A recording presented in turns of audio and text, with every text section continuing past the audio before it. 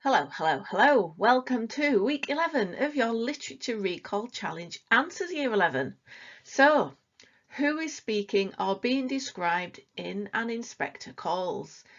Yes, but don't you see he hasn't started on you yet? Was, of course, the lovely Sheila. And then probably a socialist or some sort of crank was, of course, Mr. Burling. And we are members of one body. We are all responsible for each other, was of course the inspector. Then the mistakes you had to find and fix in and A Christmas Carol. A Christmas Carol. I made it link by link, metre by metre. It's of course yard by yard. Fred is associated with a motif of ice in stave 1 of the novella. He's associated with fire or heat or warmth because he sparkles, of course. A motif is a repetition of an image throughout the novel or a section. Third mistake, Tiny Tim refuses to toast Scrooge as the founder of the feast. It is, of course, Mrs. Cratchit, not Tiny Tim. Scrooge is visited by 3 ghosts. Of course it is 4 because we include Marley at the beginning. Very important ghost is Marley. And then one of the spirits, typing error, sorry, is associated with light.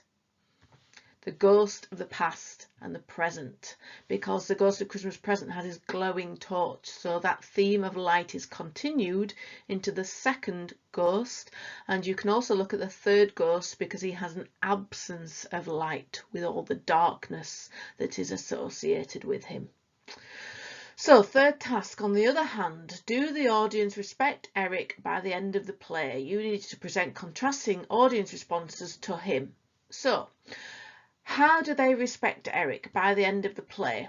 Well, you could look at how aghast he is at his family's lack of sympathy when not helping Daisy/Eva. He's really shocked at his mother when she doesn't help her when she turns up to the charity. He also acknowledges his responsibility at the end, unlike his parents. And whilst he won't be punished at the eyes of the law, he does punish himself in terms of his conscience. He suffers with what he has done in his mind. However, you could look at his addiction to alcohol. He's very moody, his temperament, he's very wild, and he doesn't really reason very succinctly as Sheila does. Sheila is very good at articulating and explaining how she has come to learn her lesson at the end of the play, and Eric doesn't really do that very well. So you do wonder whether or not he's actually really got a very good hold on learning his lesson as well as Sheila. If he continues with his addiction to alcohol, will he make the same mistake again? Sheila won't. We understand that. We understand that Sheila has very much learned her lesson. And whilst Eric is suffering with his conscience, has he really understood and turned the corner? Is his alcohol addiction a barrier to that? I think the audience are a little bit unsure of that at the end of the play. Okay, so well done. If you got any of those, jot them down, add them to the notes in your exercise book. Week 12, final questions before Christmas are coming up, Year 11.